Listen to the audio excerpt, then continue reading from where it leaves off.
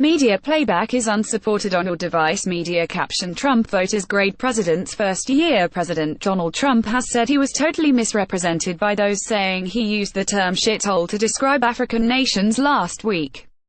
Mr. Trump also said the allegation was hurting efforts to strike a deal to protect so-called dreamer immigrants.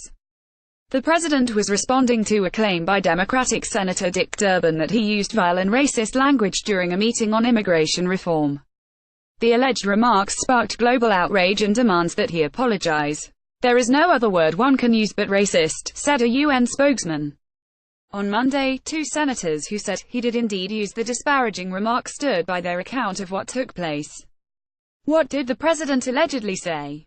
The row broke out after Republican and Democratic lawmakers visited the president in the Oval Office on Thursday to work on a proposal for an immigration deal. A key issue they need to agree on is what to do with an Obama-era scheme that protects some 800,000 young people who entered the U.S. illegally as children, known as the Dreamers. But the alleged slur was uttered during another topic for discussion: the temporary protected status (TPS) given to a number of nationalities currently living in the country. In recent weeks, the Trump administration has made a series of announcements that have brought that status to an end. Media playback is unsupported on your device. Media caption: the countries with temporary protected status that Trump could be talking about hours after the meeting. Reports emerged that Mr. Trump had asked, "Why are we having all these people from shithole countries come here? The U.S. should be taking in migrants from countries like Norway," he is reported to have said. Accounts suggest that when Mr. Trump was told that the largest groups of immigrants with that status were from El Salvador, Honduras and Haiti, the president responded, "Haitians? Do we need more Haitians? What have those in the room said?" On Friday, Mr. Durbin said, "I cannot believe that in the history of the White House, in that Oval Office, any president has ever spoken the words that I personally heard our president speak yesterday." President Trump said things that were hate-filled, vile, and racist. He used those words repeatedly. Media playback is unsupported on your device. Media caption: Trump's alleged remarks are punching guts. Mr. Trump responded by saying his language was tough but not the language used in the news reports.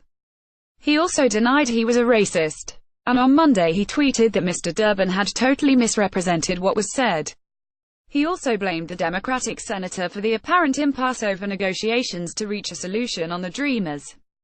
Skip Twitter post by @Real Donald Trump: Senator Dicky Durbin totally misrepresented what was said at the DACA meeting. Deals can't get made when there is no trust. Durbin blew DACA and is hurting our military. Donald J. Trump @Real Donald Trump, January 15, 2018. End of Twitter post by @Real Donald Trump. Have the senators present at the meeting backed him up? No. Democratic Dick Durbin said he used the word shithole repeatedly. Yes. Republican David Perdue said the reported racial slur was a gross misrepresentation. No. Republican Lindsey Graham told another senator the reports were basically accurate. Yes. Republican Tom Cotton didn't hear Trump used derogatory language. 3 other people who were in the room have remained silent. The two sides in the row became more entrenched on Monday, with Mr. Graham appearing to challenge colleagues Perdue and Cotton by saying his memory had not evolved. "I know what was said," he said. Mr. Durbin also said he stood behind every word, and rejected reports that perhaps Mr. Trump said "shit house" instead. He added he was focused full-time on finding a future in America for those who are being protected by DACA, Deferred Action for Childhood Arrivals. Media playback is unsupported on your device. Media caption: the missing consequences of Trump's immigration crackdown. More on Trump's first year.